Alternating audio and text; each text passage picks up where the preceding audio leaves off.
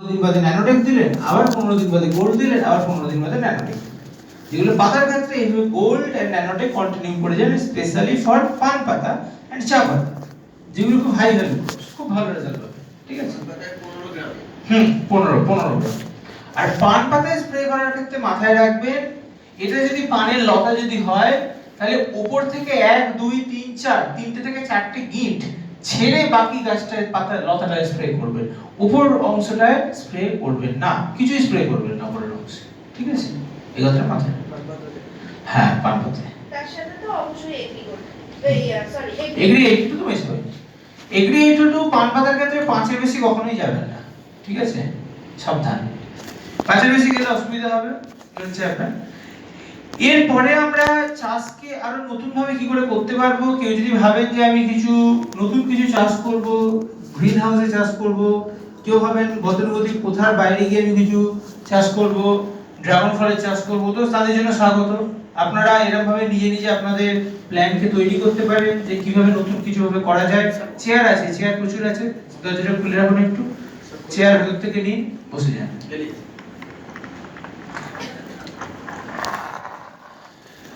তো আজকে আমরা চাষিদের কাছে যাব, গিয়ে বলবো, কিন্তু চাষিরা যদি বলে আমরা এত কিছু প্রোডাক্ট দেব না, আমরা এত খরচা করব না, প্রথমে দুটো প্রোডাক্ট দিয়ে দেখবো, তাহলে আপনি কি বলবেন? আপনি শুধুমাত্র হিউমিক এগ্রিগেট দিয়ে শুরু করুন, সবথেকে কম খরচা, খরচা মাত্র 1 টাকা, 1 ml এর দাম 1 টাকা। তাহলে আপনার 1 বিঘাতে আমি যদি 20 থেকে 30 ml হিউমিক দিই, 5 ml এগ্রিগেট দিই, তাহলে আমাদের খরচা হবে 30 টাকা এক ট্যাঙ্কে। তাহলে 30 টাকা খরচা হলে আমাদের 3 ট্যাঙ্ক লাগলে 1 বিঘাতে খরচা হবে 90 টাকা। এগ্রিবিলাসি মেশালে আর 10 টাকা ধরে নিলাম, তাহলে 100 টাকা খরচা, 1 বিঘাতে 100 টাকা খরচা। তো আমরা হিউমিক এগ্রিগেট দিয়ে শুরু করব। আর একটা জিনিস মাথায় রাখবেন যে চাষীদের সাফল্য হলে তবে আপনার ব্যবসা কিন্তু বাড়বে, যেটা ভেস্টিজের মোটো। ওকে, আপনার সাফল্য হলে তবে ব্যবসা, এটা সর্বদা মাথায় রাখবেন যে এরকম নয় যে আমি 1 প্যাকেট ন্যানোটেক 1 প্যাকেট প্রোটেক দিয়ে দিলে আমার 100 পিপি একটা কনসিস্টেন্সি তো হয়ে গেল, আমার সিএনসি মিলছে না, সিএনসি মিলে গেল, তাহলে দিয়ে দিই। যদি দরকার তবেই দেবেন, যদি দরকার নয় তাহলে কিন্তু দেবেন না। কারণ এগ্রিতে আপনি প্রচুর কয়েক কোটি টাকার ব্যবসা চুটকিতে করে দিতে পারবেন, মানে কোনো শক্ত কিছু কাজ নয়, সব থেকে সোজা কাজ। আমি এটুকু বলবো, যে লিডাররা আজকে এগ্রি নিয়ে কাজ করছে তারা নিজেরা বলছে এগ্রি সিজন হলে আমার গ্যারান্টি আমি নিজে একটা মাসে একটু চাষের জমিতে বেরোবো, আমি নিজে 4 লাখ টাকার প্রোডাক্ট সেল করি। আজকে সেই শুধুমাত্র কাজ করে এগ্রি নিয়ে কাজ করে অরিজিৎ মাইতি ইউসিডি হয়ে গেছে। তো যারা এগ্রি নিয়ে কাজ করে না, তাদের মজাটা হলো তাদের এই করোনা মহামারী এসব কিছুতে তাদের চেক কমবে না। অনেকে বলে করোনার জন্য চেক কমে গেছে, ডিএলসি বলে ব্যবসা কমে গেছে।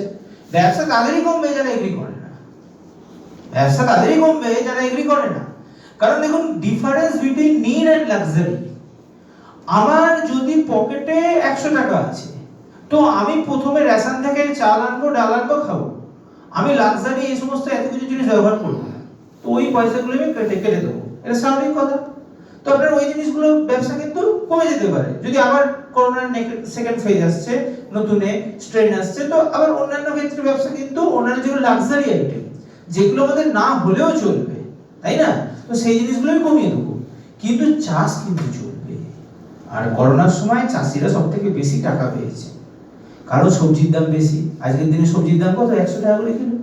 তাহলে যারা আজকে সবজি করতে পেরেছে, সেই চাষিদের মুখে পকেটে পয়সা আসছে, তো কিছুটা নয় ফলে যাচ্ছে, মাঝখানে মিডলম্যান কিছুটা নিচ্ছে, কিন্তু তাহলেও চাষিদের ঘরে কিন্তু ওই 100 টাকা কিলো যদি মার্কেটে আসে, চাষিরা 50 টাকা কিলো পাচ্ছে, তাহলে তাতেও অনেক লাভ হচ্ছে। তো সেই চাষিদেরকে আমি যদি ভেস্টেজ দিয়ে করাতে যদি পারি, তাহলে আমি অনেকটা টাকা কিন্তু আর্ন করতে পারবো। সেই জিনিসটা মাথায় রাখবেন। তো প্রথম আপনার কাজ হলো সম্পর্ক স্থাপন করা, relationship build up, rapport building. ব্যবসার কথা ভাববেন না, ব্যবসা অটোমেটিক্যালি ভাববেন। তো প্রথমে গ্রামে যান, গ্রামে গিয়ে চাষিদেরকে নিয়ে, তারা যে চায়ের দোকানে বটতলায় যে সন্ধ্যে বিকেলের দিকে বসে, তাদেরকে নিয়ে একটু গল্পের ছলে বলুন। কোনো বলবেন না প্রোডাক্ট নিন, প্রেসার করবেন না। তাদের কি সমস্যা সেটাকে তুলে ধরুন। আজকে আপনারা প্রত্যেকে এগ্রি ট্রেনার হবেন, আগামী দিনে নেক্সট মাস থেকে আপনারা টিমে এগ্রি ট্রেনিং করবেন। তো আপনাদের বুঝতে হবে তাদের নিড কি, তাদের চাহিদা কি, তারা কি চায় সেটা প্রথম ফিল করতে হবে। তাদের দুঃখ কষ্ট কি, সেই জিনিসটাকে ফোকাস করতে হবে। তো তো আপনি যদি হিউমিক কে অ্যাপ্রোচ করতে যান, আপনাকে হিউমিক বললে হবে না, আপনাকে শুরু করতে হয় মাটির কথা দিয়ে, যে মাটির কি সমস্যা। তো আজকের দিনে মাটির কি সমস্যা, মাটি খারাপ হয়ে যাচ্ছে, মাটি শক্ত হয়ে যাচ্ছে, সেই জিনিসগুলো দিয়ে আপনারা শুরু করবেন। তারপরে আপনারা আস্তে আস্তে আস্তে আস্তে হিউমিকের দিকে ঢুকবেন। আসুন, তাহলে এইভাবে আপনারা অ্যাপ্রোচ করবেন। আপনার আর লোকজন কোথায় এসে গেছে? ঠিক আছে, চেয়ার নিয়ে বসে পড়ুন। ঠিক আছে, চেয়ার নিয়ে বসে পড়ুন। তো আমরা সেইভাবে আমরা আস্তে আস্তে অ্যাপ্রোচ করব, এবং তারপরে আমাদের কি কাজটা থাকবে, তারপরে আমাদের কাজ থাকবে যে আমরা, আমাদের কাজ হলো তাদের ফসলকে দাঁড় করানো। কারণ এখানে গাছ কথা বলে। আপনি মানুষকে একটা প্রোডাক্ট দিলে সেটাকে আপনি কোনো প্রুফ দেখাতে পারবেন না, সেটাকে আপনি চেপে দিতে পারবেন। মানুষকে যেটা খাওয়ালেন সে খেয়ে সেটা কিছু দেখাতে পারবেন না, কিন্তু গাছকে আপনি প্রোডাক্ট দিলে এক সপ্তাহের মধ্যে গাছ রেজাল্ট দেখাবে। তো আপনার কাজ হলো সেই চাষিটাকে দাঁড় করানো, অর্থাৎ সেই গাছটাকে দাঁড় করানো। একবার যদি আপনি গাছকে দাঁড় করাতে পারেন, যেভাবে আমি অলরেডি আজকে শুরু থেকে একটা চাষ শুরু করতে থেকে শেষ পর্যন্ত কিভাবে করা যায় অলরেডি বলে দিয়ে দিলাম আজকে। তো সেই স্টেপ বাই স্টেপ আমি কতগুলো স্টেপ বললাম, 1 2 3 4 5 6 6 স্টেপ, 6 প্রিন্সিপাল আমি আজকে বললাম। সেই 6টা স্টেপ ফলো করবেন। যদি চাষি বলে আমি 6টা স্টেপ করতে পারবো না, অনলি হিউমিক এগ্রিগেট দিয়ে একটা দুটো স্টেপই করবেন, তাহলে দেখবেন যে আপনার ফলনটা কিন্তু অনেকটা বেড়ে গেছে। যেই আপনার ফলনটা বেড়ে যাবে, আপনার কাজ কি? আপনার কাজ হলো বাকি চাষিদের সেই জিনিসটাকে দেখানো, আর কিছু নয়। একটা গ্রামে একটা জমিতে আপনি ট্রায়াল লাগাবেন। আজকে থেকে গ্রাম ঘরে গিয়ে এটা আপনার টার্গেট থাকবে, প্রত্যেক গ্রামে প্রত্যেক ব্লকে একটা যেন ভেস্টিজের চাষি যেন থাকে। ভেস্টিজ এগ্রি দিয়ে প্রোডাক্ট ব্যবহার করে একটা জমিতে অন্তত আমি চাষ করাবো। সেখানে একটা পোস্টার লাগিয়ে দেবেন। পোস্টার না পেলে ওই খালি বোতলটাকে পেছনে করে দিয়ে খালি বোতল বা খালি প্যাকেটটাকে লাগিয়ে দেবেন, তাহলেই হলো। তাহলে এইভাবে একটা প্রমোট করলেন, এবং তারপরে সেই জমিটাকে বাকি চাষিদেরকে দেখালেন। খালি ডেকে আনলেন, বললেন যে এই জমিটা আপনারা দেখুন, আর কিছু বলতে লাগবে না। তারপরে খালি আপনি দেখুন, পরের সিজন থেকে আপনার ব্যবসা 100 গুণ বেড়ে যাবে। কারণ একজন চাষিকে দিয়ে আপনি কাজটা শুরু করলেন, পরের সিজনে আপনি 100 জন চাষি সঙ্গে সঙ্গে পেয়ে যাবেন, দেন আপনাকে কিন্তু আর কিচ্ছু পরিশ্রম করতে হবে না। তো তাই জন্য আমি সবাইকে এই কথাটা বলি, এগ্রি হলো সবথেকে সহজ ব্যবসা। সেখানে কোনো ধরনের প্রমোশন করতে হয় না, কোনো ধরনের পরিশ্রম করতে লাগে না, খালি একজনকে ধরে তাকে সাফল্য করে দেখাতে হবে। ঠিক আছে, এর পরের যে স্টেপ আমরা 6টা স্টেপটা বলবেন, 6টা স্টেপ যেটা বলেছেন 6 প্লিজ। ওকে, 6টা স্টেপ। ফার্স্ট স্টেপ মাটি তৈরি। মাটি তৈরির ক্ষেত্রে আমরা দেব হিউমিক দানা বিঘা, আমি বিঘার হিসাব বলবো না, একরের হিসাব বলবো। বিঘাতে 2 কেজি হিউমিক দানা, তার সঙ্গে 200 গ্রাম থেকে 700 গ্রাম প্রোটেক্ট। দুটো চাষিকে নিয়ে আসছে, এসে গেছে ওরা খালি। হ্যাঁ হ্যাঁ, নেব।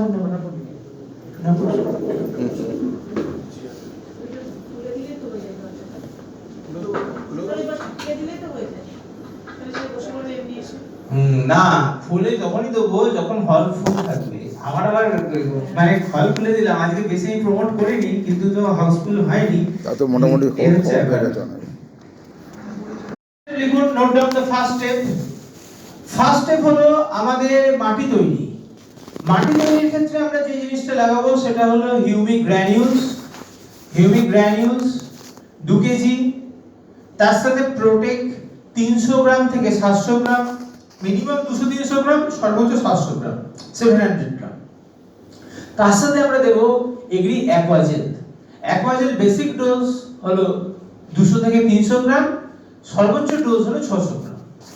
এই হচ্ছে বিঘা পিছু 1 বিঘা। এবারে প্রশ্ন হলো যে আমরা এগ্রি হিউমিক গ্র্যানিউলস কে একটা সিজনে শুরুতে একবার দেব, পরে সে যদি লিকুইড স্প্রে না করে পরে আরেকবার তার অর্ধেক ডোজ দেব। শুরুতে 2 কেজি হিউমিক গ্র্যানিউলস দিলে 30 দিন বাদে আবার 1 কেজি মাটিতে মেশাবো চাপান সারের সঙ্গে। এটা বেসিক প্রিন্সিপাল। প্রোটেক্টকে আমি একবারই শুরুতে মাটিতে দেব, পরবর্তীকালে স্প্রে করাবো, পরিষ্কার। আর অ্যাকোয়াজেলকে আমরা একবারই দেব। আমরা অ্যাকোয়াজেল যখন খুশি দিতে পারি, কোনো অসুবিধা নেই, কিন্তু শুরুতে দিলে কি হবে, আপনার গোটা সিজনটা কিন্তু খুব ভালো কাজ করবে। এই কারণে আমি সবসময় বলি যে 1 বছরটা শুরুতে দিই। ওকে, এরপরে আমাদের নেক্সট স্টেপ নাম্বার 2, বীজ শোধন বা চারা শোধন। বীজ শোধনের ক্ষেত্রে আমরা 1 কেজি বীজের জন্য 5 মিলিলিটার হিউমিক তরল এবং 10 গ্রাম এগ্রি প্রোটেক্ট।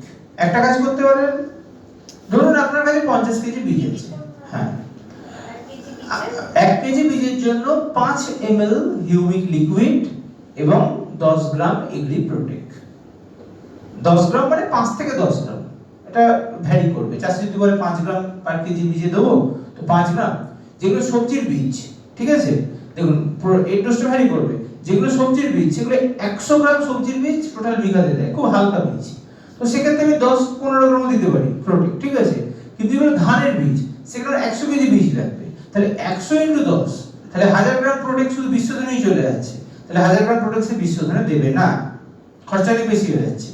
সো সেক্ষেত্রে যেখানে দেখুন সবজির বীজের ক্ষেত্রে ডিরেক্ট বেশি করে প্রোটেক্ট দিলে কোনো অসুবিধা নেই, কারণ ওটা মাত্র 100 গ্রাম, 50 গ্রাম, 200 গ্রাম বীজে আমাদের 3 বিঘা 4 বিঘা চাষ হচ্ছে, খুব হালকা বীজ। এবারে সেক্ষেত্রে এমনি বেশি করে মেশাবো। ধানের বীজের ক্ষেত্রে আমরা ট্যাঙ্কে দিয়ে স্প্রে করব। ধানের বীজের ক্ষেত্রে প্রোটেক্ট বীজ শোধনের ক্ষেত্রে আমরা ট্যাঙ্কে দিয়ে স্প্রে করব। সেক্ষেত্রে আমরা 15 লিটার জলে 40 গ্রাম মেশাবো, তাহলে দেখবেন খরচা অনেক কম থাকবে, ঠিক আছে। 15 লিটার জলে 40 গ্রাম প্রোটেক্ট দিয়ে স্প্রে করে দেবো বীজের উপর। একটা জিনিস মাথায় রাখবেন, বীজ শোধনের সময় কখনোই এগ্রি 82 দেবেন না, নো। এগ্রি 82 বীজ শোধনের সময় দিলে কিন্তু গাছ আর বেরোবে না, ঠিক আছে, গাছ কিন্তু আর বেরোবে না, ওখানে কিন্তু একটাও গাছ বেরোবে না। তো এগ্রি 82 কখনো ভুল করেও যেন দেবেন না, কোনো বীজ শোধনের ক্ষেত্রে দেবেন না, সে ধান হোক, আলু হোক, ভুট্টা হোক, সবজি হোক, কিচ্ছুতে দেবেন না। আলু বীজের ক্ষেত্রেও এগ্রি 82 দেবেন না। এই কিছুদিন আগে এই শুরুতে আলু বীজের ক্ষেত্রে এগ্রি 82 দিয়ে বীজ শোধন করেছে, আলু সব পচে গেছে। আচ্ছা, অথচ তার আপলাইন জানে, তার আপলাইন ইউসিডি, সে বলছে স্যার আমি তো করেছি, আমি নিজের জমিতে করেছি, আমার তো আলু কিছু হয়নি, ওর আলুতে কেন হয়েছে। তো এই কমিউনিকেশন গ্যাপগুলো না জানা থাকে, তো আপনি যেগুলো বলছি সেগুলো ফিক্সড এরকম ভাবে একদম স্ট্রিক্টলি বলে দেবেন যে এই জিনিসটা না জানা হয়, ঠিক আছে। এরপরে স্টেপ নাম্বার 3, স্টেপ 2 বীজ শোধন।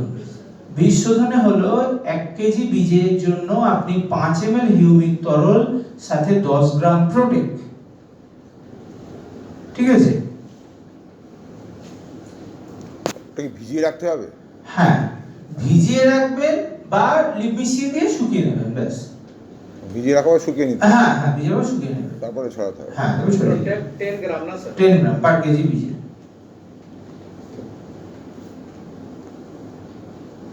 হয়ে গেল, ঠিক আছে। এরপরে আমরা চারা শোধন, শিকড়কে আমরা শোধন করছি, ঠিক আছে। শিকড় শোধনের ক্ষেত্রে আমরা মাথায় কি রাখবো না, ওই গাছের শিকড়কে 1 লিটার জলে আমরা 4 ml হিউমিক তরল এবং 4 গ্রাম প্রোটেক্ট, 1 লিটার জলে 4 ml হিউমিক তরল এবং 4 গ্রাম প্রোটেক্ট দিয়ে একটা দ্রবণ তৈরি করলাম। দ্রবণের ভিতরে আমরা ওটাকে চারা শিকড়টাকে ডুবিয়ে রাখলাম, 5 মিনিট ডুবিয়ে রেখে তুলে নিলাম, ঠিক আছে। এইভাবে আমরা কিন্তু চারা গাছকে শোধন করতে পারি। এটা হলো চারা শোধনের পদ্ধতি। 4 ml হিউমিক লিকুইড আর 4 গ্রাম প্রোটেক্ট, 4 গ্রাম প্রোটেক্ট, ঠিক আছে। তো এর পরের স্টেপ, নেক্সট স্টেপ আমরা যে জিনিসটা যেটা করব সেটা হলো আমাদের চারা শোধনের পরে আমাদের বীজ লাগিয়ে দিলাম, বীজতলা নার্সারি তৈরি হলো। নার্সারিতে যদি আলাদা নার্সারি যদি থাকে, নার্সারিতে যখন শীতকালে এই এখন সময় নার্সারিতে ঠান্ডার জন্য গাছের গ্রোথ খুব কম, গাছের গ্রোথ কম, ঠিক আছে।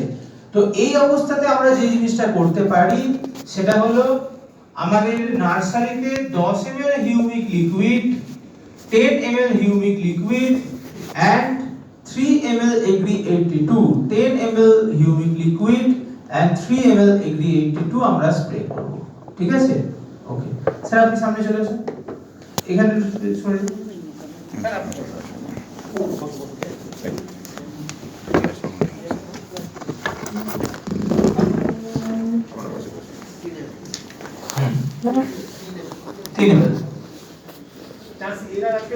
অনেক রেজাল্ট পেয়েছি, বলবে নিজের রেজাল্ট এখন। ওকে, ঠিক আছে।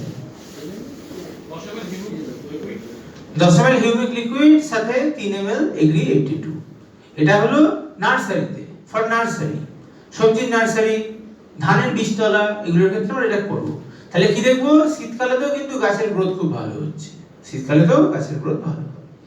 স্টেপ নাম্বার 3, নেক্সট স্টেপ, আমরা কি করব, যখন মূল জমিতে গাছ লাগিয়ে দিই, মূল জমিতে গাছ লাগিয়ে দিয়ে গাছের যখন 4 থেকে 5 পাতা, তখন আমরা 20 ml হিউমিক তরল সাথে 5 ml এগ্রি 82 আমরা স্প্রে করব। এটা হচ্ছে মূল জমিতে প্রথম স্প্রে, প্রথম 20 ml দিয়ে হিউমিক লিকুইড দিয়ে শুরু করব। এরকম নয়, স্লাইডে তো লেখা আছে স্যার, প্রথমে তো লেখা আছে 2 থেকে 4 ml হিউমিক লিকুইড স্প্রে করতে বলেছে, তাহলে আমরা শুরুতেই একদম 50-60 ml দিয়ে দিলাম, তাহলে কিন্তু হবে না। কারণ দে আর সেনসিটিভ, আমাদের সবজি গাছ সেনসিটিভ গাছ, নরম পাতার গাছ। তো প্রথমে আমরা 20 ml থেকে শুরু করব, প্রথমে 20 ml থেকে শুরু করব, তারপর ধীরে ধীরে বাড়াবো, ধীরে ধীরে বাড়াবো। আরে বাচ্চা যখন জন্ম নিয়েছে, প্রথমেই একসঙ্গে অনেক খেতে দিলে সে খেতে পারবে না, তো আমাকে কিভাবে খাওয়াতে হবে, অল্প অল্প করে খাওয়াতে হবে। বাচ্চা যখন জন্মায় তখন একবারে যদি অনেক দুধ খাওয়ায়, দুধ খাওয়াবে না, সে সামান্য সামান্য করে খাবে, প্রতিবার হয়তো 5 ml 2 ml 3 ml করে খাবে, কিন্তু তাকে বারে বারে খাওয়াতে হবে। গাছকে আপনি যত বারে বারে খাওয়াবেন, ভেঙে ভেঙে খাওয়াবেন, তত গাছের জন্য ভালো। কিন্তু গাছকে একবারে ঢেলে দিলে কি হবে, গাছ কিন্তু নিতে পারবে না, নষ্ট হয়ে যাবে। তো বলুন। 4-5 পাতার সময় আমি 1 কেজি গ্রানুয়েলসও দিতে পারি তো দানাটা? হ্যাঁ, দানাটাও রিপিট করতে পারেন, যে যখন গাছের আর একটু পরে 30 দিন বয়স, যে সময় চাপান সার দেওয়া হয়, চাপান সারের সময় আপনি গ্র্যানিউলসটাকেও 1 কেজি দিতে পারবেন, কোনো অসুবিধা নেই। বিঘাতে বিঘাতে। তাহলে লিকুইড স্প্রে হলো। এরপরে আমাদের যেটা লাগে সেটা হলো আবার এটাকেই আস্তে আস্তে বাড়াবেন, 25 করবেন, 30 করবেন, 35 করবেন, 40 পর্যন্ত করবেন। ট্যাঙ্কে 15 লিটার জল, 15 লিটার জল, 10 লিটার ট্যাঙ্ক কিন্তু নয়, 15 লিটার ট্যাঙ্ক নয়, 16 লিটার ট্যাঙ্ক, 15 লিটার জল ধরে, ঠিক আছে, 1 লিটার খালি থাকে। তো এই হলো ব্যাপার। এরপরে আমরা কি করব, গোল্ড স্প্রে করব যখন গাছের 40 দিন বয়স। এবারে গোল্ডের ক্ষেত্রে খুব মজার জিনিস হলো, গোল্ড নিয়ে যারা কাজ করে তাদের পুরো মজার জিনিস আমি আপনাদের বলতে পারি, যে একজন চাষি যদি ভাবে যে আমি কোনো পোকা মারার তেল ব্যবহার করব না, সে কিন্তু করতে পারে। পোকাটা কখন আসে, যখন আমি চাপান সারটা চাপিয়ে দিই, তারপরেই পোকা আসে। তো সেই অবস্থায় আমরা চাপান সার দেওয়ার আগে, ঠিক আমরা যদি 35 দিনে চাপান সার দিই, ঠিক 30 দিনের মাথায় আমরা যদি গোল্ড প্লাস ন্যানোটেক, গোল্ড 20 গ্রাম, ন্যানোটেক 20 গ্রাম, 5 ml এগ্রি 82 যদি দিই, তাহলে একজন চাষি কোনোদিন কীটনাশক ব্যবহার না করেও কিন্তু চাষ করতে পারবে। এটা রিপিট করুন, চাপান সার দেওয়ার আগে আগে গোল্ড 20 গ্রাম, ন্যানোটেক 20 গ্রাম, মানে চাপান সার দেওয়ার ঠিক আগে আগেই, একদিন দুদিন আগে, গোল্ড 20 গ্রাম, ন্যানোটেক 20 গ্রাম আর 5 ml এগ্রি 82, ঠিক আছে। এমনিতে আপনারা জানেন এগ্রি 82 দিলে পোকা কম আসে, এবং আপনারা জানেন যে এগ্রি 82 দিলে পোকা মারার ওষুধের ডোজও কমে যায়, এগুলো আপনারা জানেন। আজ আমরা একটু অ্যাডভান্স ট্রেনিং করছি, ঠিক আছে। তো নরমাল গতানুগতিক যেগুলো বলি রেগুলার বেসিসে এগ্রি 82 কি কাজ, ওগুলো ডিটেইল বলছি না। তো আজ প্রথমে যারা প্রথম থেকে এসেছেন আজকে, ওকে, কিশোরদা চলে আসুন, ওই দরজা খোলা আছে, ওই দরজা খোলা আছে, ওই দরজা দিয়ে আসতে পারেন।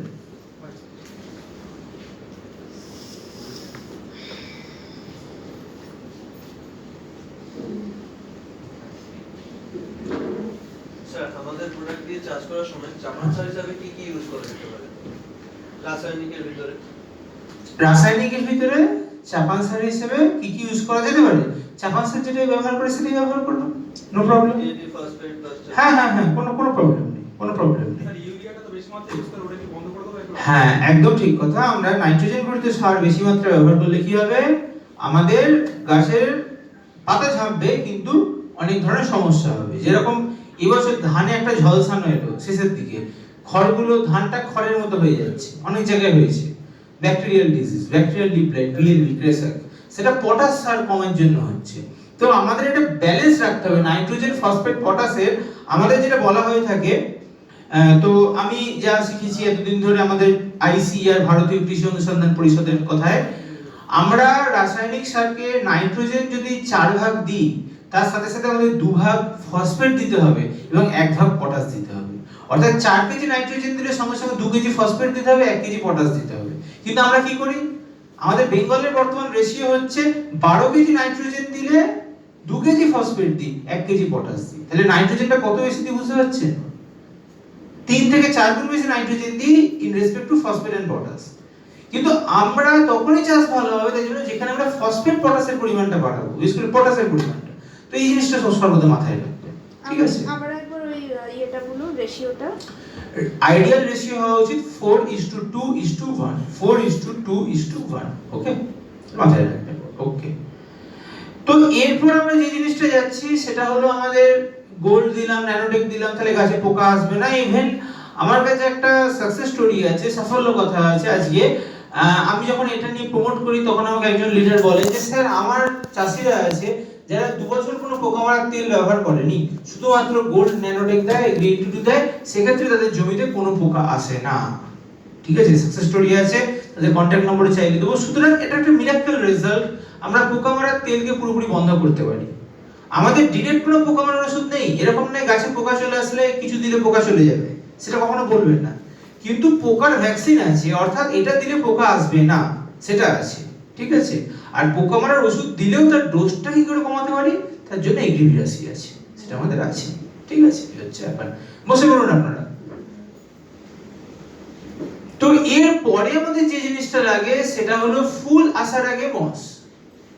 যে গাছে ফুল আসে না সেখানে মস দেওয়ার দরকার নেই, বাকি সমস্ত যে সমস্ত গাছে ফুল আসে তাদের জন্য আমরা মস দেব। পরিষ্কার? তো মসের ডোজ কত? মস কখন দেবো? ফুল বেরোনোর 10 থেকে 15 দিন আগে মস দেব। মস কেন দেবো অলরেডি বলেছি, কেন মস দেবো, ঠিক আছে? 5টা পয়েন্ট বলেছি। এরপরে হচ্ছে মস হলো গাছের বিকাশে সাহায্য করবে, বৃদ্ধি নয়। দুটো জিনিস আলাদা, বৃদ্ধি আলাদা, বিকাশ আলাদা। যেরকম দেখবেন আপনারা যারা কৃষিকাজ করেন তারা জানবেন প্র্যাকটিক্যালি। তো যদি আমরা চাপান সারের ডোজ বাড়িয়ে দিই তাহলে কি হবে? গাছে ফুল আসা দেরি হবে, আরো বেশি হলে কি হবে? ফুল আসা বন্ধ হয়ে যাবে, ফুল কম আসবে। তো সেই জায়গায় দাঁড়িয়ে আমরা যদি গাছকে যদি হরমোন প্রোডাক্ট যদি দিই তাহলে কি হবে? গাছে খুব দ্রুত খুব ভালো ফুল আসবে। তো এই জিনিসটা আমাদের করে দেবে এগ্রিমস। সেই কারণে প্রত্যেককে অনুরোধ করব যে গাছে ফুল আসে, বিশেষ করে সবজির ক্ষেত্রে মিরাকেল রেজাল্ট। কিছুদিন আগে আমাদের অ্যাম্বাসেডর স্যার একটা ভিডিও নিজে করেছিলেন লঙ্কা গাছের ক্ষেত্রে, তাই বলেছিলেন এভাবে ভিডিও করবেন। এই মাঝখানে আল, দুদিকে দুটো জমি, এদিকে জমিতে স্যার তার চাষিকে দিয়ে এগ্রিমস দেয়া করিয়েছিলেন লঙ্কার ক্ষেত্রে, এদিকে জমিতে মস দেওয়া হয়নি। তো আলের মাঝখানে ফটো উঠিয়েছেন, ভরে ফুল আছে, এখানে কোনো ফুল নেই। তো মিরাকেল রেজাল্ট। চাষি নিজে বলছে এখান থেকে 3 দিন বাদে লঙ্কা তুলছি, এত কেজি করে লঙ্কা উঠছে, আর পাশের চাষি বলছে আমার তো কিছু লঙ্কাই হচ্ছে না। তো এইভাবে তুলনা করে দেখাতে হবে। সবসময় মাথায় রাখবেন, আমি ভিডিও যখন বানাবো, আমি যখন সাকসেস স্টোরি যখন শেয়ার করব, শুধু এরকম নয় যে এগ্রি হেস্টিস দিয়ে ভালো হয়েছে, এগুলো হওয়ার কথা। এই কথাগুলো অন্য কোম্পানি বলে যে এগ্রি ফাটাফাটি রেজাল্ট, খুব ভালো রেজাল্ট, প্রচুর ভালো হয়েছে, প্রচুর ভালো ফল। আপনাকে তুলনা করে দেখাতে হবে যে কতটা ভালো হয়েছে, দুটোর মধ্যে পার্থক্য কি, আগে কি ছিল এখন কি হয়েছে। বা দুটো জমি যদি একসঙ্গে করেন, একটাতে দেবেন একটাতে দেবেন না, যেটাতে দেওয়া হয়নি সেটাতে কি, যেটাতে দেওয়া হয়েছে সেটা কি, দুটোই কিন্তু একসঙ্গে দেখাতে হবে। এই জিনিসগুলো মাথায় রাখবেন। তো এগ্রিমস খুব ভালো প্রোডাক্ট, আমি এটুকু বলবো। এবং এগ্রিমস আপনারা প্রত্যেকে প্রমোট করবেন। কিশোরদা ওই পেছন দিক, এটার পেছনের চেয়ারটাকে সরিয়ে দিয়ে ওই পুরোটা খুলে দাও, এটা খুলে দেন, ওই পেছনে এইটুকু নিয়ে খোলা হোক, ঠিক আছে? তারপর যদি আরো লোক আছে তখন এটাই খোলা হবে।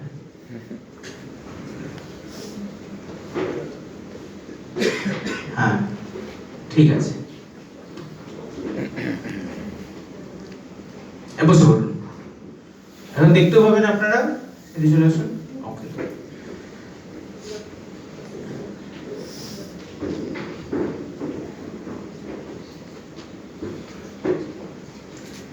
তো এটা হলো এগ্রি মসের কাজ। এবং এই প্রত্যেককে বলবো অন্তত এগ্রি মসটা দিবেন। এখন খোলার দরকার নেই, থাক থাক থাক থাক, এখন খোলার দরকার নেই। এটা গাঁদা ফুলের মধ্যে কি ইউজ করা যায়? গাঁদা ফুলের ক্ষেত্রে, গাঁদা ফুলের ক্ষেত্রে অবশ্যই ব্যবহার করা যায়। এগ্রি মস গাঁদা ফুলের ক্ষেত্রে খুব ভালো রেজাল্ট দেবে। এগ্রি মস গাঁদা ফুলের ক্ষেত্রে খুব ভালো রেজাল্ট দেবে। ওকে, পেয়ারার ক্ষেত্রে খুব ভালো রেজাল্ট পাবে, এটুকু শিওর। পেয়ারার ক্ষেত্রে এগ্রি মসের ক্ষেত্রে খুব ভালো রেজাল্ট পাবে। তাহলে এগ্রি টু এগ্রি মস একসাথে ইউজ করব তো? এগ্রি 82 এগ্রি মস অবশ্যই একসঙ্গে ব্যবহার করবেন, আমি তো বলিনি নামের সাথে। খালি মাথায় রাখবেন গোল্ডের সঙ্গে মস মেশাবেন না, গোল্ড মস একসঙ্গে করবেন না, ব্যাস এটুকু মাথায় রাখবেন। এই যে মসটা দেব তাতে কি অবশ্যই এগ্রিগেটেড দেব? হ্যাঁ দেবেন, সবেতেই গ্রেটফুল দেবেন, ঠিক আছে, কোনো অসুবিধা নেই। তো এখন যেটা সময়, ফুল বেশি করতে গেলে, ফুল না ঝরতে গেলে, ফুল ধরে রাখতে গেলে প্রত্যেক গাছের ক্ষেত্রে, এমনকি নারকেল গাছ, সুপারি গাছ, ঠিক আছে, আম গাছের ক্ষেত্রে এক্সাম্পল দিয়েছি, dose fixed dose 20 ml dose সব গাছের ক্ষেত্রে, খালি আম গাছে 30 ml করতে পারেন, ফলের গাছে 30 ml করবেন, পেয়ারা গাছে 30 ml করতে পারেন। বড় পেয়ারা গাছ, ছোট পেয়ারা 2 বছরের পেয়ারা গাছ নয়, অনেক 10 বছরের পুরনো পেয়ারা গাছ, 15 বছরের পেয়ারা গাছ হলে তবে 30 ml করবেন, ঠিক আছে। বলুন, ছোট পেয়ারা গাছে 20 রাখবেন, ছোট পেয়ারা গাছে 20। আম গাছ 15 বছরের পুরনো আম গাছ হলে সেক্ষেত্রে 30 ml মস। এই ধরুন পরের মাসে ফেব্রুয়ারি মাসে আম গাছের মুকুল আসবে, এখন উত্তর দিক থেকে হাওয়া হচ্ছে, উত্তর দিক থেকে হাওয়া বন্ধ হয়ে গিয়ে যেই দক্ষিণ দিক থেকে হাওয়া শুরু হবে তখন আমে ফুল আসবে, ঠিক আছে। এবারে যেই দক্ষিণ দিক থেকে হাওয়াটার ডিরেকশনটা ঘুরবে তার আগে আগে চাষিরা দেখবেন ওই আম গাছে স্প্রে করতে চলে যায়, ঠিক সেই সময় আপনি আমে মসে স্প্রে করবেন, ফুল বেরোনোর 15-20 দিন আগে ফাটাফাটি রেজাল্ট আসবে। দেখবেন যে ফুল এতদিন পেতেন না, দেখবেন অল্প অল্প ফুল আসছিল, এখন ভরে ফুল আসবে। কিন্তু এটা ভাববেন না যে আমার যে গাছে এবছর ফুল আসার নয়, লোকাল ভ্যারাইটি যেমন ল্যাংড়া গাছ, ও এক বছর ফুল আসে এক বছর আসে না, সেটা তো জেনেটিক ক্যারেক্টার, সেটা চেঞ্জ করতে পারবেন না। সেটা যেন চাষিকে বলবেন না যে আপনার 2 বছর বাদে বাদে ফুল আসছে, আপনি এটা দিন প্রতি বছর ফুল আসবে। হ্যাঁ, প্রতি বছর আম্রপালি গাছে ফুল আসে, প্রতি বছর আম্রপালি গাছে ফুল আসে। Amrapali is a cross between Dasheri and Neelam. Dasheri একটা ভ্যারাইটি ছিল, নীলাম একটা ভ্যারাইটি ছিল, দুটো ক্রস করে হাইব্রিড ভ্যারাইটি আম্রপালি। তো আম্রপলিতে প্রতি বছর ফুল আসে এবং আম্রপলিতে এগ্রি মস দিলে আরো বেশি ফুল আসবে। ধরুন গাছের দুটো ডালে ফুল আসতো, বাকি ডালে ফুল আসতো না, এখন সবকটা ডালে ফুল আসবে, ফুলের পরিমাণ অনেক বাড়বে, এই ছোট ছোট মুকুল আসবে, এখন অনেক বড় শীষ বেরোবে এবং ফুল থেকে ফল ধরাবে, এই কাজটা করবে, ঠিক আছে। 15 লিটার জলে মানে 30 ml করে 30 ml যদি আম গাছটা 10 বছরের বেশি হয়, না হলে 20, ঠিক আছে। সপ্তাহে দুবার মনে হয় আম গাছের ক্ষেত্রে আম গাছের ক্ষেত্রে ইয়েস দুবার রিপিট করতে পারেন, একবার আগে করলেন আবার ঠিক তারপরে করলেন, ঠিক আছে। হ্যাঁ, ফুল আসার পরে নয়, ফুল আসার আগেই মস, ফুল আসার আগেই মস। ফুল আসার পরে যখন ফল ধরে গেল, ঠিক আছে, গাছে যখন ফল আছে, ফুল গাছে ফুল থাকলে আম গাছে কিছু স্প্রে করতে লাগে না, তাহলে ফুল ঝরে যাবে, কেউ কিছু স্প্রে করেও না, চাষিরা যারা আম বাগান তারাও কোনো কিছু স্প্রে করে না, ফুল ধরে গেলে আর কিছু করে না, কারণ ফুল ধরে গেলে এখন তো ওই আম গাছের স্প্রেয়ারের ট্যাঙ্ক তো আলাদা না, তো নিচে থাকে পাইপ করে যাবে, বড় পাইপ দিয়ে, হ্যাঁ ওর যে ফোর্স ওতেই তো ফুল ঝরে যাবে, এটা করা হয় না, ঠিক আছে। মুকুল আসার আগে হ্যাঁ, মুকুল আসার আগে করবেন। আর কখন মুকুল চলে যাওয়ার পরে যখন আম ধরে যাবে, গুটি ধরে গেছে, ছোট ছোট আম, সেই সময় ন্যানোটেক স্প্রে করবেন আর প্রোটেক স্প্রে করবেন। যদি রোগ থাকে প্রোটেক, রোগ না থাকলে শুধু ন্যানোটেক স্প্রে। 30 গ্রাম করে ন্যানোটেককে দুবার রিপিট করতে পারেন। ছোট ছোট আম আর একটু বড় আম তখন একবার করবেন, দেখবেন কি দেখবেন আমের সাইজ বড় হবে, আমের ওজন বড় হবে, কিছু কিছু ক্ষেত্রে আমের মাঝখানে ফাঁকা থাকে, সাথে সাথে একটা স্পঞ্জি লেয়ার হয়ে যায়, সেই সমস্ত ডিসঅর্ডার আসবে না, সেগুলো নিউট্রিশনাল ডিসঅর্ডার, খাবারের অভাবে, ক্যালসিয়াম, বোরন, মাইক্রোনিউট্রিয়েন্ট, অনুখাদ্যের অভাবে, তো এই জিনিসগুলো ভর্তি হয়ে যাবে ন্যানোটেক দিলে, ঠিক আছে। আমের রোগ দুটো জিনিস আছে, একটা হচ্ছে আমের পোকা, একটা হচ্ছে রোগ। চাষিরা জানে কোনটা পোকা কোনটা রোগ। পোকা মানে ছোট ছোট পোকা হয়, শোষক পোকা, যেগুলো আমের রসটা খায়, ফুলের রসটা খেয়ে নেয়। পোকা হলে পোকার ওষুধ দিতে হবে, ঠিক আছে। হ্যাঁ বলুন। 30 গ্রাম করেই হবে প্রোটেক্টিভ হ্যাঁ, ন্যানোটেক 30 গ্রাম, প্রোটেক 20 থেকে 30 গ্রাম, ঠিক আছে। দুটো একসঙ্গে তো শুধু একসঙ্গে, তাই জন্য প্লাস বলছি, একসঙ্গে অবশ্যই একসঙ্গে। বলুন। আমের রোগ বলতে আমের মোটা পচে যাচ্ছে, আমটা কালো হয়ে পচে যাচ্ছে, ছোট ছোট আম হয়ে এবার পচে যায়, ঝরে পড়ে যায়, কালো হয়ে ঝরে পড়ে যায়। আমের এই ছিচির কালো দাগ হয়, সেটা ডিসঅর্ডারস, সেটা নিউট্রিশনাল ডিসঅর্ডারস, ওই ইট ভাটার একটা সালফার গ্যাস বের ওখান থেকে হয়, ওটা আলাদা। আমের রোগ, যার রোগ হয় মানে ফাঙ্গাল ডিজিজ, ছত্রাকঘটিত রোগ, তার জন্য, ঠিক আছে। তো এই ছত্রাকঘটিত রোগের জন্য আপনি এগ্রি প্রোটেক্ট দেবেন, ঠিক আছে। আর নিউট্রিশনাল ডিসঅর্ডারের জন্য আপনি এগ্রি ন্যানোটেক দেবেন, মানে অনুখাদ্যের হবে, ঠিক আছে। এখন যে সর্ষেটা লাগানো হ্যাঁ বলে দিয়েছি। তাহলে এখন ফুলের সময় কিছু বলতে ফুল বেরোবে, ফুল বেরোতে বেরিয়ে গেছে, হ্যাঁ তো ফুল বেরিয়ে গেছে যখন, তখন আর মস দেওয়া যাবে না। এখন ফুল চলে গেলে ন্যানোটেক দেবে, ফুল চলে গেলে ন্যানোটেক দেবে। আর একটা জিনিস মাথায় রাখবেন, গাছে ফুল ধরে আছে, গাঁদা ফুল বা ফুল, সেখানে হিউমিক বা মস সেটা স্প্রে করতে যাবেন না, কারণ রং হচ্ছে কালো, ওটা দিলে কালো মানে ছিটছিটে পড়ে যাবে, কারণ গাঁদা ফুলের ক্ষেত্রে। তো বেস্ট ফুলের চাষের ক্ষেত্রে দেখবেন একবার করে ফুল হয়ে যায়, আবার ছোট ছোট কুঁড়ি হয়, ওই মাঝখানটায় গ্যাপে মস স্প্রে করতে থাকবেন 15 দিন বাদ বাদ। আর ফুল ধরে থাকলে আপনি গোল্ড স্প্রে করতে পারেন, গোল্ড সাদা জিনিস গোল্ড স্প্রে করলে ভালো থাকবে, খুব ভালো রেজাল্ট পাবেন, ঠিক আছে।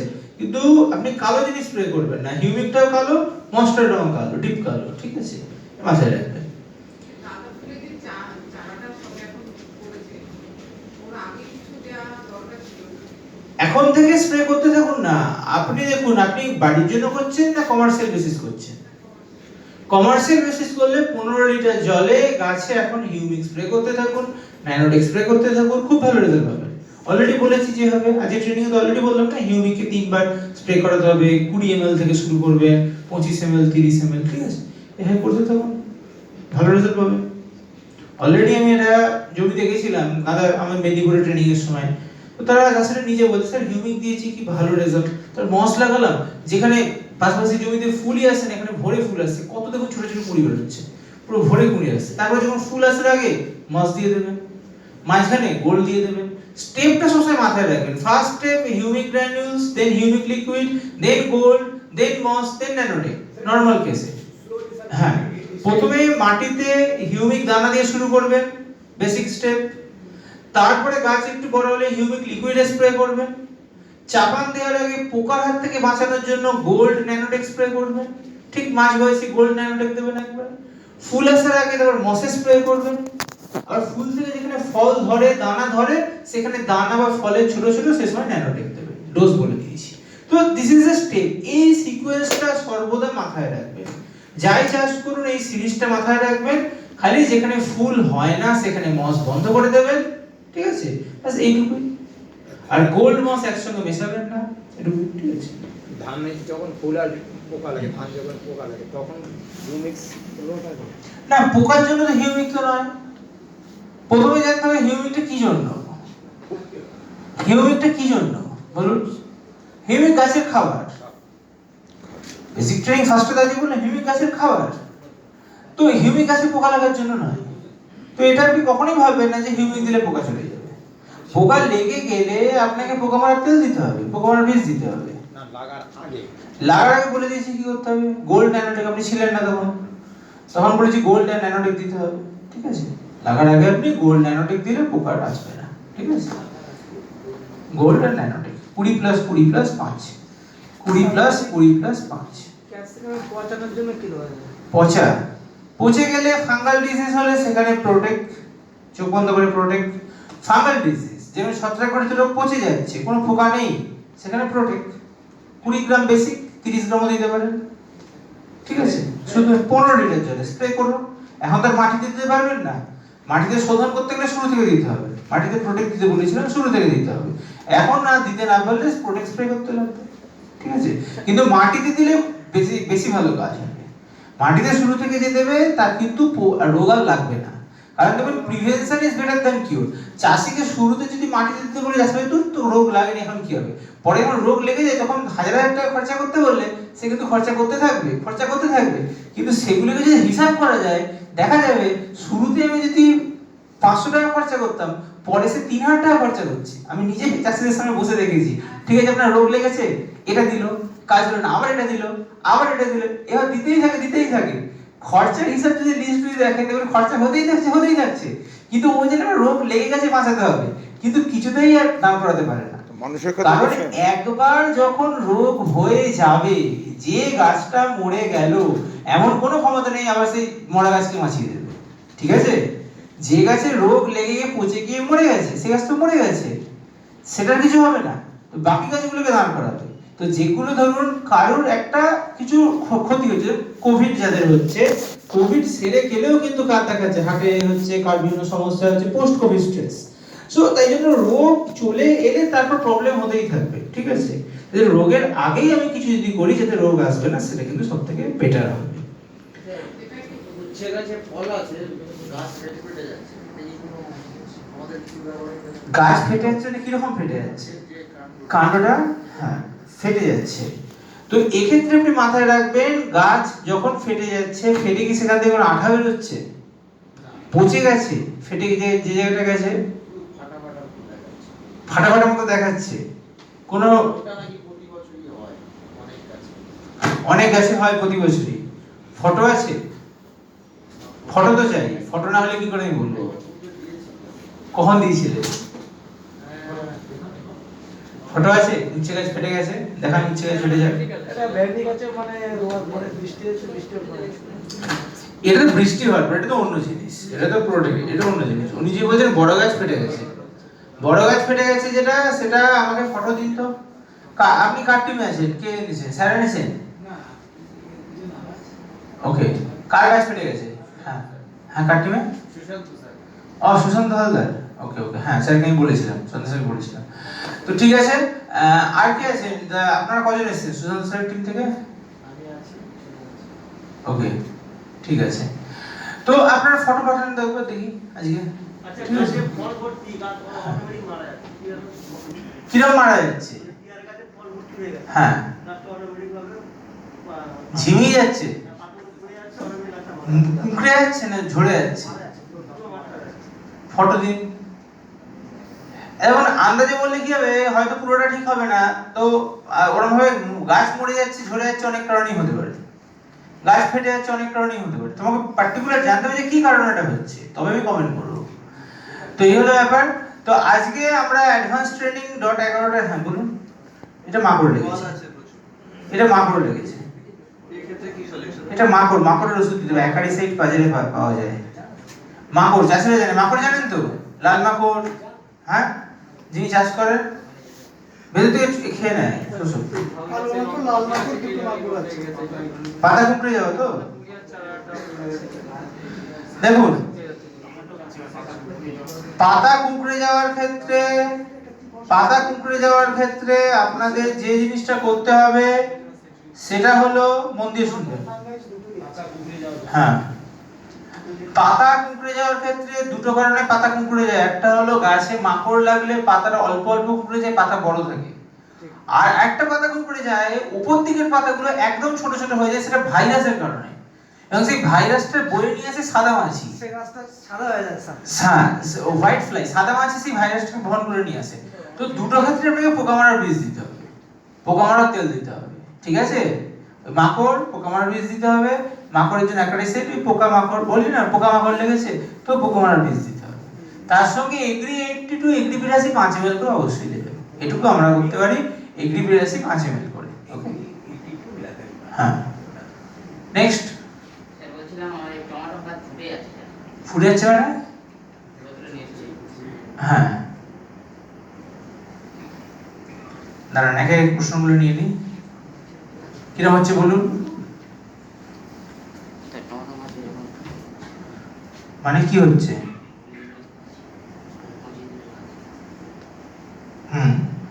ঠিক আছে।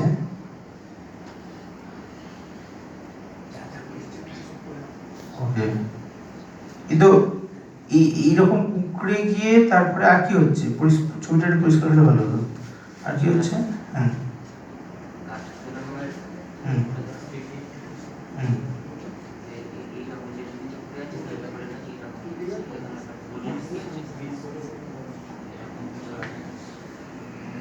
ও বুঝলাম।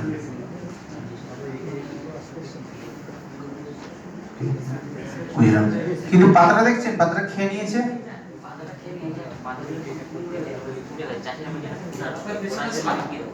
পাতাটা খেয়ে নিয়েছে, মাঝখানে ফুটো মতো দেখতে পাচ্ছেন তো? পাতা যেটা দেখছেন, পাতার পিছনে সাপের মতো কালার হয়ে গেছে, মানে পোকা ধরে নিয়েছে। হ্যাঁ হ্যাঁ, তাহলে এটা হচ্ছে আমাদের কোনো সলিউশন তো নেই। হ্যাঁ, এটা হচ্ছে আমাদের কোনো সলিউশন নেই। হ্যাঁ হ্যাঁ, দেখুন মন দিয়ে শুনুন। রোগ মানে ফাঙ্গাল ডিজিজ হলে তবে প্রোটেক্ট দেবেন। ফাঙ্গাল ডিজিজ না হলে দুম করে প্রোটেক্ট কাউকে বলবেন না, ঠিক আছে? দেখুন আমাদের বিজনেস ইজ ফরএভার, আমাদের এগ্রি বিজনেস এরকম নয় যে এয়ার পিউরিফায়ারের বিজনেস একবার হলো আর হবে না, তো এটা সারা জীবন চলবে। প্রোটেক খুব সাবধানে বলবেন, যদি দেখেন ফাঙ্গাল ডিজিজ জলে চোয়াবেন গ্লাসের মধ্যে বুদবুদ না উঠলে তবে প্রোটেক বলবেন। আর এই পাতা খেয়ে নিয়েছে মাঝখানে এই নিয়েছে, এগুলো সব পোকার সিমটম, তো পোকার যে কোনো সিমটম থাকলে পোকা মারার ওষুধ দিতে বলবেন, ঠিক আছে? হ্যাঁ, গোল্ড দিলে কি হবে, পোকা চলে যাওয়ার পরে, দেখুন খুব ভালো প্রশ্ন করেছে, পোকা চলে গেল গাছকে আবার চাঙ্গা করব, পোকা মারার ওষুধ পোকা দূর করলো, কিন্তু গাছকে তো চাঙ্গা করতে পারবে না, তো গাছকে ফির চাঙ্গা করতে গেলে আমাদের লাগে হচ্ছে গোল্ড। গাছকে আমরা যদি আগের অবস্থায় আবার ফিরিয়ে আনতে যদি চাই তাহলে এগ্রি গোল্ড এটা সাহায্য করবে। এই দুটো জিনিস মাথায় রাখবেন, ঠিক আছে? এটা স্যার দেখছি আম গাছ মরে গেছে পোকা ধরে, এবার বাকি যেগুলো আছে ওগুলো দিয়ে কি দেওয়া যাবে, ওগুলো মারা যাচ্ছে। কিরকম পোকা লেগেছে? পোকা মানে গাছের ভিতরে পোকা কিছু একটা, মানে গাছটা পাতা ঝরে যায়, একটা থেকে পুরো পড়ে যায়, কাণ্ডটা গোল করে কেটে দিচ্ছে, মানে এটা ভিতরে থাকতে বুঝে গাছটা মারা যাচ্ছে, গাছটা মারা যাচ্ছে, তো বাকিগুলো তো মরে যাবে, তাদের ইয়ে করা যাচ্ছে। নিচে তলাতে ফোরেট দানা দিন, ফোরেট গ্র্যানিউলস, এই হিউমিক দানার সঙ্গে ফোরেট দানা মিশিয়ে দিয়ে দিন। হিউমিক গ্র্যানিউলস গাছের খাবার, ফোরেট গ্র্যানিউলস গাছের পোকা মারার ওষুধ, এটা chemical composition phorate, PHRAT, phorate granules দিন। আর গাছে স্প্রে করুন থায়ামিথক্সাম আর ইমিডাক্লোপ্রিড। ছোট ছোট পোকা আছে কি ভেতরে, ছোট ভেতরে একদম ছোট ছোট বড় পোকা, একটা গাছকে কাটা হয়েছিল, ওইগুলো বড় সাদা পোকা ভেতরে সাদা পোকা, তো ঠিক আছে। তাহলে সেক্ষেত্রে করুন নিচে ফোরেট দিন, ওটা ফোরেট PHORAT, ফোরেট হলো সিস্টেমিক ইনসেক্টিসাইড, ফোরেট দিন, খুব ভালো কাজ হবে, ভেতরে গিয়ে পোকাগুলো কে করে দেবে। আরে গাছে স্প্রে করুন এমামেকটিন, এমামেকটিন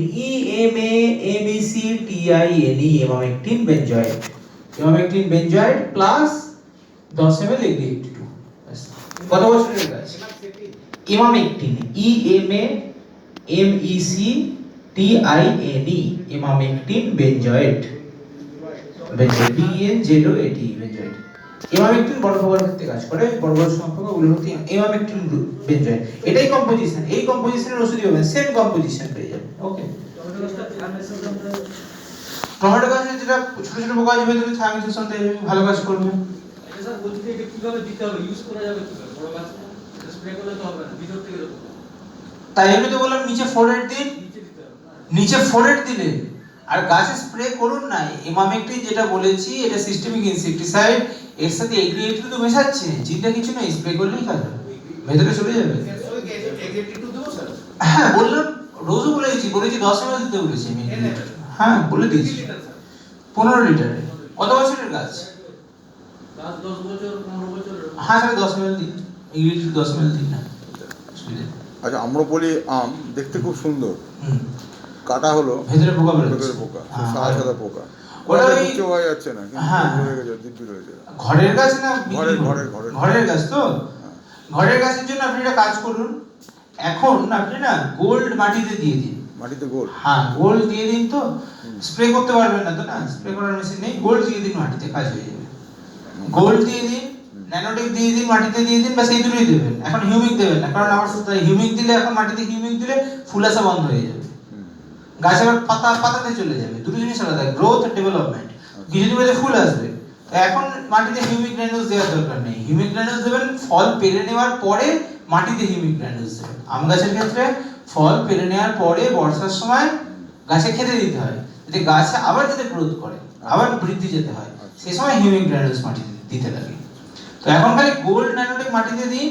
ক বছরের গাছ? ওটা তা 10-12 বছর। 10-12 বছরের গাছ যদি হয়, আপনার তো আরো বিভিন্ন গাছ আছে, আপনি 100 গ্রাম করে দিন, 50 থেকে 100 গ্রাম, 50 গ্রাম গোল্ড, 50 গ্রাম ন্যানোটেক, হ্যাঁ মাটিতে মিশিয়ে দিন। সেটা এখন না একটু পরে? এখনই দিন, এখনই দিন, মানে শীতকালে, ব্যাস এখনই। আর এরপরে ফুল আসার আগে অবশ্যই কিন্তু মস স্প্রে করবেন, অবশ্যই মস স্প্রে করবেন। 1 লিটারে 2 ml দেবেন, আপনি 1 লিটার হিসেবে বলছি, 1 লিটারে 2 ml দেবেন, ঠিক আছে? আর তার সঙ্গে 2 ফোঁটা এগ্রিএট2 দেবেন, 1 ড্রপস থেকে 2 ড্রপস, মানে বুঝতে পারছেন? তার বেশি দেবেন না যেন, ড্রপারে করে, ঠিক আছে? আর যদি আপনার ওই সিরিঞ্জ যদি থাকে না, ওই 2 ml এর যে ইনজেকশন দেয় সিরিঞ্জগুলো, একটা সিরিঞ্জ নিয়ে নেবেন, ঠিক আছে? মাপতে সুবিধা হবে আপনার, হিউমিকের ডোজ, মসের ডোজ প্রতিটা মাপতে সুবিধা হবে। ওখানে দেখবেন 0.5 ml, 0.1 ml এগুলো লেখা থাকে, তাহলে 15 লিটার জলে যদি 5 ml যদি হয় তাহলে 1 লিটার জলে কত ml হবে বুঝতে পারছেন? তো সেই হিসেবে আপনাকে করতে হবে। আপনার তো 1 লিটার লাগে, 1 লিটারের জন্য ঠিক আছে, থ্যাংক ইউ। ঠিক আছে, ওকে। বলুন। স্যার আমি জাস্ট এটা বলছিলাম যে মানে স্টার্টিং স্টেপটা আমি যখন গাছটা একদম ছোট থেকে আমরা লাগাচ্ছি তো হিউমিক গ্রানুলটা আগে দেওয়া যাবে মাটিতে দেওয়া তারপরে একটু বড় যখন হয়ে গেল 7-8 দিন হয়ে তখন আমরা হিউমিক স্প্রেটা মানে ইয়েতে যে লিকুইডটা স্প্রে করব। 7-8 দিন 10 দিন না, আমি স্টেজ বলে দিয়েছি। গাছের যখন 4 থেকে 5 পাতা, গাছের 4 থেকে 5 পাতা, ঠিক আছে তখন 20 ml থেকে শুরু করা যাবে। তার আগে নার্সারিতে যখন 2 পাতা তখন 10 ml দেওয়া যাবে, ঠিক আছে? ঠিক। আর তারপর স্যার গোল্ড ন্যানোটেক দিতে হবে 20 হ্যাঁ, হ্যাঁ, 5টা এগ্রি হ্যাঁ।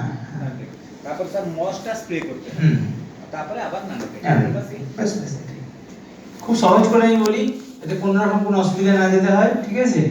ওকে। মাটি তৈরিতে বিরাশি করলে হ্যাঁ, মাটি তৈরিতে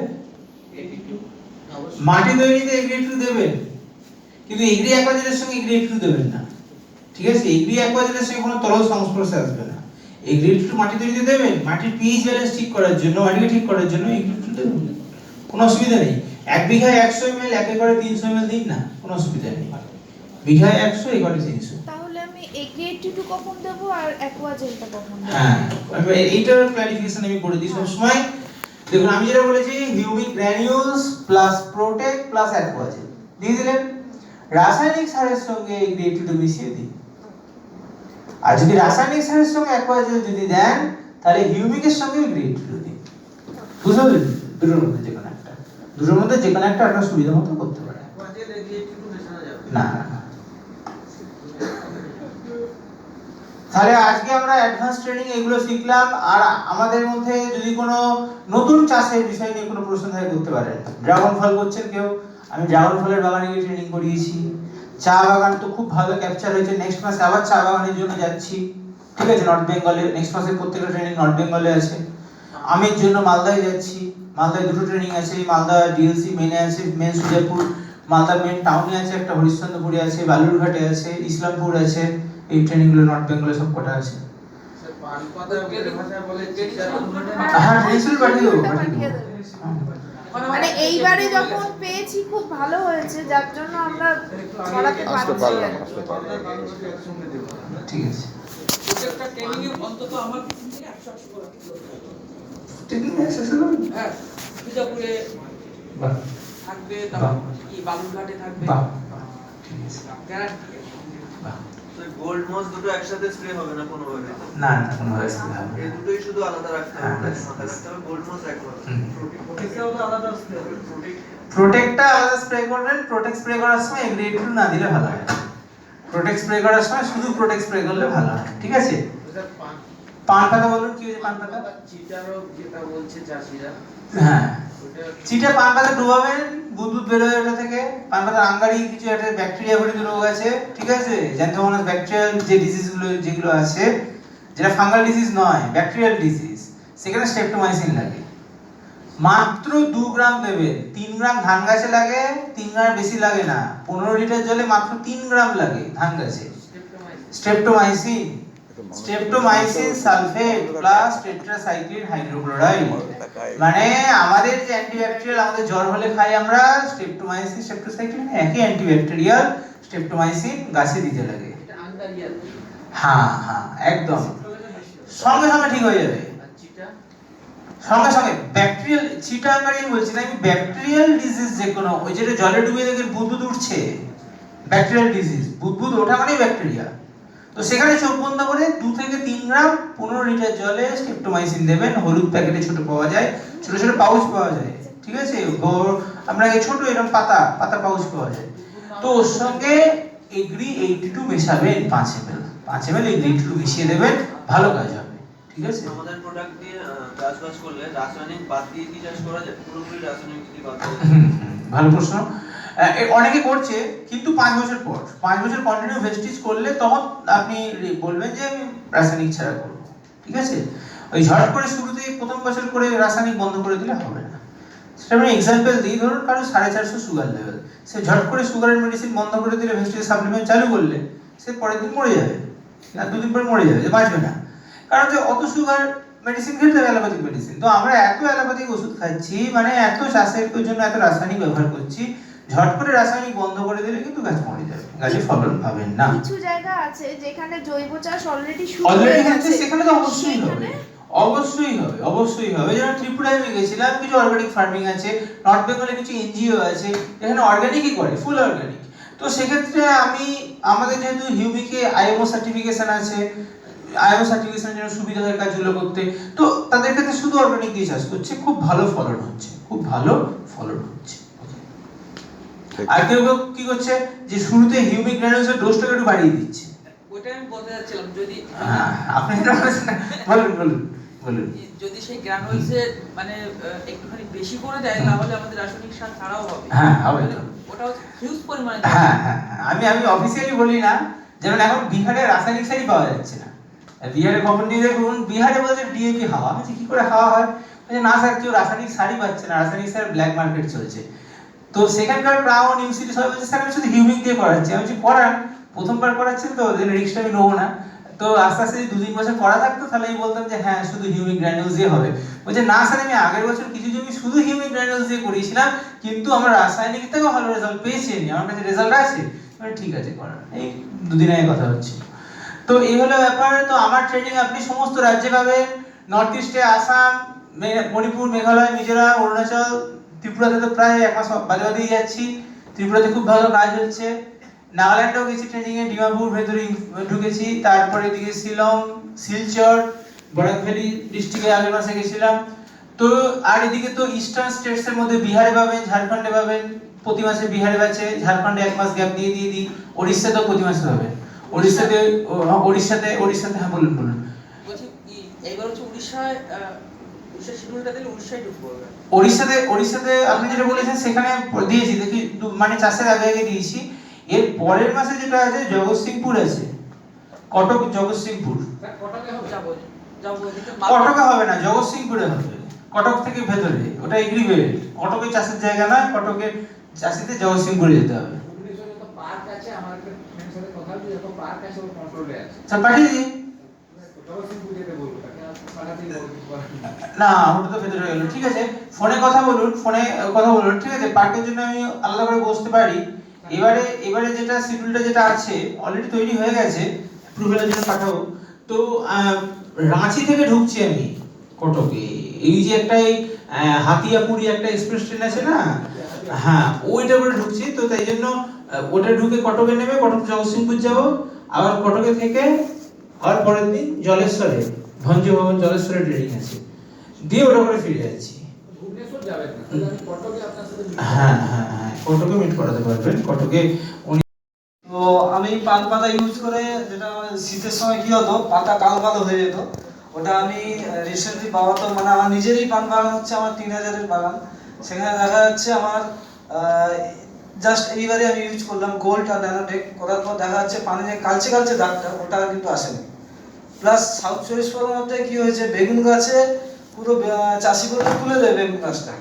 আমি তখন কি করলাম, গোল্ড মারলাম, গোল্ড প্লাস প্রোটেক্ট মারার পর 15 দিন পর এই বেগুন গাছ পুরো একদম সতেজ হয়ে পুরো একদম দেখা যাচ্ছে আবার ফল দিচ্ছে। এটা হচ্ছে রেজাল্ট। বাহ বাহ বাহ। Good morning. Good morning. আমি এর আগে স্যারের ট্রেনিং একবার নিয়েছিলাম, নেওয়ার পরে আমি কয়েকটা জায়গায় প্রমোটও করেছি, তারা 2-1 শুরু করেছে, আমি নিজেই এটা শুরু করেছি, যেটা আমি কয়েকটা শসা গাছ আর কয়েকটা টমেটো গাছ দিয়ে আমার বাড়িতে শুরু করেছি। তো যে সিস্টেমে আমাদের প্রথম শুরু থেকে মাটি থেকে আমি অমনি করেই করেছিলাম, তাতে করে শসা গাছে অসাধারণ রেজাল্ট পেয়েছি। সে শসা গাছের ফটো আমি নিয়ে এসেছি, স্যারকে দেখাবো। টমেটো গাছ, শসা গাছ নিয়ে এসেছি, সবে শসা গাছে ফুল এসছে, অসাধারণ রেজাল্ট এসছে। কি রকম দিয়েছেন, কি দিয়েছেন ডিটেইলে বলুন। যেমন শসা গাছের জন্য প্রথমে আমি 1.5 ফুট করে চারিদিকে খুঁড়ে নিয়েছিলাম, খুঁড়ে মাটিটা শুকিয়ে গেলে ওখানে গ্রানুয়েলস দিলাম, তারপরে দিয়েছিলাম প্রোটেক্ট, অ্যাকোয়াজেল, এই 3টে দিয়ে আমি ওখানে দানাটা শোধন করে নিলাম, লিকুইড হিউমিক দিয়ে আর প্রোটেক্ট দিয়ে আমি বীজটা দিয়েছি। গাছগুলো বেরিয়েছিল, অসাধারণ গাছ বেরিয়েছিল। তো সে গাছের ফটোটা আমি তুলেছিলাম, রাখিনি, তারপরে গাছে যখন 4-5 পাতা হয়ে গেল, হিউমিকটা স্প্রে করে, হিউমিক লিকুইড প্লাস 82 স্প্রে করলাম। তারপরে গাছের গ্রোথ এসে গেল, ঠিক মতো এসে গেল। তারপরে আমি ওইটাকে ওই 15 থেকে 20 দিন পরে আমি গোল্ড স্প্রে করে দিয়েছিলাম। দেওয়ার সেখান থেকে আমি বুঝতে পারছি যে ফুল আসার মতো হচ্ছে, আমি তখন মস্ট স্প্রে করেছি। গাছে ফুল পাতাটাও ফুল এসেছে। ফলও দাঁড়িয়েছে দু একটা। Thank you. Good morning. আমি যখন ভেস্টিজে প্রথম আসছি তখন আমি বগুড়ার হাত ধরে এসেছি। আমি এই সম্বন্ধে কিছু জানতাম না। আমাকে যখন এগ্রি 82 এবং এগ্রি হিউমিক আর এগ্রি মক্স আমাকে নিতে বলেছিল, আমি প্রথম যেমন সামনে নিয়ে ব্যবহার করেছি, ভেন্ডি গাছে ব্যবহার করেছিলাম। যখন ভেন্ডি গাছ আমি মানে বগুড়ার পরামর্শে একটা পর একটা যখন ব্যবহার করছি, তখন আমার বাবা একটু ডাউট থাকছিল, যেহেতু নতুন প্রোডাক্ট। আমি বাবাকে মানে কথা বলেছি যে ঠিক আছে আমি ব্যবহার করছি, আমার পরামর্শটা নিয়ে দেখো একটু। আমার পরামর্শ নিয়ে বাবা যখন 5 কাঠা জমি ব্যবহার করেছে, পাশে আমরা 3 বিঘে মতো ভেন্ডি আমরা করি, পাল্লায় নিয়ে যাই বেচতে। তো বাবা যেমন মানে ব্যবহার করেছে করলে, তখন ওটা আমি আগে যেটা দিয়েছিলাম ওর জন্য আমার এইটায় ভেস্টিজের যেটা আমি ব্যবহার করেছি, এতে আমার ফলটা 5 কাঠা জমিতে আমি 60 কিলো ফল পেয়েছি। এবং যেটা আমি মানে ব্যবহার করিনি, রাসায়নিক দিয়ে ব্যবহার করেছি, সেখানে আমি 40 কিলো 35 কিলো এখন ফল পেয়েছি। তো আমি তিনটে ব্যবহার করেছি, এরপরে আমি ব্যবহার করিনি, আরও ব্যবহার করবো। আমাদের ওখানে শৈলেন্দ্র দা গিয়েছিল, সব জিনিসটা দেখিয়েছে, ওখানে আমাদের ব্যাপক চাষবাস হয় ওখানে। আমি বক্তব্য শেষ করছি। আমি এগ্রি মক্স, এগ্রি 82 এবং এগ্রি হিউমিক দিয়েছিলাম। আর মানে ওই যে এগ্রি যে গ্যানুয়ালটা আমাকে নেওয়ানো হয়নি, আমি আগে সব কিছু জানতাম না। গত বছর থেকে ইউজ করেছি, রেজাল্ট ভালো পেয়েছি, এবার থেকে আরও বেশি করে করবো। আমি একটা চাষির সম্পর্কে আমি কিছুই জানি না। আমি প্রথম আমার এগ্রি 2 আর এগ্রি মোস্ট এই দুটো ব্যবহার করেছিলাম আমার লঙ্কা গাছে।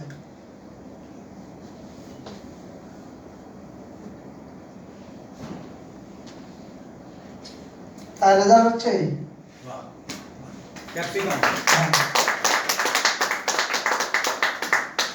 আমার ভাঙর থানায় প্রচুর পরিমাণ ক্যাপসিকাম আর সরু লঙ্কা এই দুটো বেশি চাষ হয় সব থেকে। কিভাবে দিয়েছিলেন বলুন, কতটা দিয়েছিলেন বলুন, কি দিয়েছিলেন বলুন? ওই তো বললাম এগ্রি 2 আর এগ্রি মোস্ট। 2 না 82। হ্যাঁ এগ্রি 82। বাহ, তাহলে কত ভালো হয়েছে, কতটা ভালো হয়েছে ক্যাপসিকাম? ভালো হয়েছে, ভালো আছে। বেগুনও স্যার খুব সুন্দর হয়েছে, বেগুনও ফটো খুব সুন্দর হয়েছে। বড়িয়া, দারুণ দারুণ দারুণ দারুণ, খুব সুন্দর। দেখি দেখি মানে একটা চাষি বাহ, সুন্দর হয়েছে তো, খুব সুন্দর হয়েছে। সুন্দর হয়েছে। লিডারকে দেখতে হবে তো। কত কুইন্টাল বিক্রি করেছে? ব্যবহার করছি বলতে, কিন্তু কোনোদিন কি অ্যাকাউন্টে টাকা এসেছিল ওই প্রোডাক্ট ব্যবহার করতে? আসেনি তো। তো এইখান থেকে স্যার আপনাকে বলে দেবে, আপনি খালি আপনার কৃষিকাজটাই যেটা চাষ করছেন সেটাই ভালো করে করবেন, আর কিছু করতে লাগে না। কিন্তু দেখবেন আপনার ব্যাংকে টাকা ঢুকতে যাচ্ছে, টাকা ঢুকতে যাচ্ছে। এখন তো গ্যাসের টাকাও তো ঢোকে না, 10 টাকা করে গ্যাসের ভর্তুকি দেয়।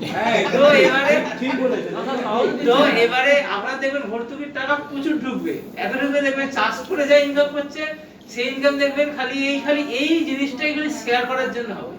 আর আপনি বাকি চাষিদেরকে প্রোডাক্ট দেবেন না। আমার সময় নেই, কারণ একটা চাষি সময় থাকতে হবে না, সময় থাকতে হবে না স্যার। এরপরে ওনার দেখুন, এবার আমাদের কটা লাইন করতে লাগে? মানে হ্যাঁ 6টা। ঠিক আছে। তো এবারে 6টা লাইনে আমাদের 1 লক্ষ টাকা ইনকাম দরকার। 6টা লাইনে কত করে বিজনেস হলে 1 লক্ষ টাকা হবে? সব লাইনে এলোই দরকার। হ্যাঁ, এরকমই দরকার। তো কত করে, তার ডাউনলাইন কত করে বলে আপনার 1 লক্ষ টাকা হবে? 1 লাখ সস্তা হয়ে যাচ্ছে, 1 লাখ কত হয়ে যাচ্ছে? কত? হ্যাঁ 1 লাখ 30 জন দরকার চাষি, 6000 করে যদি নেয়। হ্যাঁ। তাহলে ভাবুন, এটা তো আপনার একটা গ্রাম থেকেই হয়ে যাবে, একটা গ্রাম থেকেই হয়ে যাবে। একটা গ্রামের চাষিকে তার অর্ধেক চাষিকে প্রোডাক্ট দিলেও আপনার কিন্তু 1 লক্ষ টাকা ইনকাম হয়ে যাবে। আপনার অলরেডি 6 জন চাষি রেডি ওনার মতো, ঠিক আছে, যারা নিজেরা প্রোডাক্ট ব্যবহার করছে, খুব ভালো সাকসেস পেয়েছে। তো তাদেরকে জয়েন করালেন, তারা তো অনায়াসে 10,000 টাকা প্রোডাক্ট ব্যবহার করবে। আর তিনি কি করবেন, তার আন্ডারে আরো 6 জন 10 জন চাষিকে প্রোডাক্ট দেবেন, তাকে খালি জয়েনিং করে তাকে বলবেন তারা থ্রু দিয়ে প্রোডাক্ট দেবেন। আপনারা অনেকে ভাবেন যে আপনারা নিজে ব্যবসা করব, কিন্তু নিজে ওই ব্যবসাটা না করে আপনি যদি ওনাকে দিয়ে যদি ওই প্রোডাক্টটা যদি দেয়া করান, তাহলে কিন্তু আপনার ইনকাম অনেক বেশি হবে। তো আপনি ওই গ্রামে খালি 3 জন থেকে 4 জন, একটা গ্রাম থেকে 6 জন চাষিকে চিহ্নিত করুন। একটা গ্রাম থেকে আপনি ক্রাউন ডিরেক্টর হতে পারবেন। আমি ক্যালকুলেশনটা করে দেখাই, খুব সহজ ব্যাপার, মাত্র 10,000 টাকা। আপনাকে 10,000 টাকায় করতে হবে, খালি ডাউনলাইন 6 জন হবে। 6 জনকে এবার বাকি আরো কিছু জন চাষি তার আন্ডার থেকে প্রতিজন 6 জনের প্রতিজন আরো কিছু চাষি এখানে প্রোডাক্ট দেবে, ঠিক আছে? আরো 6 জনকে প্রোডাক্ট দেবে। তাহলে দেখবেন ওই বাকি 6 জন, তার নিজের 6 জন যদি সেই ইনকামটা করতে যদি পারে, খুব সহজ। কারণ অন্যান্য ক্ষেত্রে কি হয়, আপনি খুঁজতে হয়, এই 6 জন হচ্ছে না, 3 জন পাচ্ছি, আর এই লেগটা মিলছে তো এই লেগটা মিলছে না, এখানে লাগবে এখানে হচ্ছে না। কিন্তু এখানে অলরেডি আপনার প্রি সেটআপ, এখানে কিছু খুঁজতে হবে না, কিছু করতে হবে না, এখানে অলরেডি সব রেডি করা আছে, খালি সাজাতে হবে। খালি সাজিয়ে দেবেন ঠিক করে, দেখবেন আপনার চেক বেড়ে গেছে। এলওবি আপনার নিজের হাতে, এখানে এলওবির জন্য আপনাকে মাথা ঘুরতে হবে না, এখানে আপনার নিজের হাতে। কারণ চাষি প্রোডাক্ট নেবে, খালি আপনাকে লাইনটাকে ঠিক করে সাজিয়ে দিতে হবে। এনার লাইন দিয়ে আপনি 10 জনকে প্রোডাক্ট দেবেন, এনার লাইন দিয়ে 10 জনকে দেবেন, এনার লাইন দিয়ে 10 জনকে দেবেন, ঠিক সাজিয়ে দেবেন, দেখবেন আপনার ইনকাম 1 লক্ষ টাকা অনায়াসে হয়ে যাবে। তো এই জিনিসটা মাথায় রাখবেন বিজনেসের ক্ষেত্রে। আর ডিটেইল আমি বলছিলাম, নেক্সট টাইমে আবার আমি ফুল একটা সেমিনার করব, সেখানে আমরা একটু বিজনেস স্ট্র্যাটেজি বলবো, মোটিভেশন টেকনিক বলবো। যেরকম শুরুতে বলেছিলাম মোটিভেট, আপনি ছিলেন না, কি করে চাষিকে অ্যাপ্রোচ করতে লাগবে বলেছি, যারা শুরু থেকে ছিলেন তারা জানবেন কি করে চাষিকে অ্যাপ্রোচ করতে হবে। হ্যাঁ, এটা তো বলা হয়ে গেছে, এটা শুরুতে 11টা থেকে 11:15 মধ্যে আমি জিনিসগুলো বলেছি, আর 15 মিনিট আগে সরি 11:20 পর্যন্ত বলেছি। কটা পর্যন্ত হয়েছিল শুরুতে? এটা বলেছি, আজকে শুরুতেই বলে দিয়েছি এগুলো। আরেকবার হয়ে যাক, 11টায় আসতে হবে। আরেকবার হয়ে যাক, আরেকবার হয়ে যাক। আজকের জন্য বলেই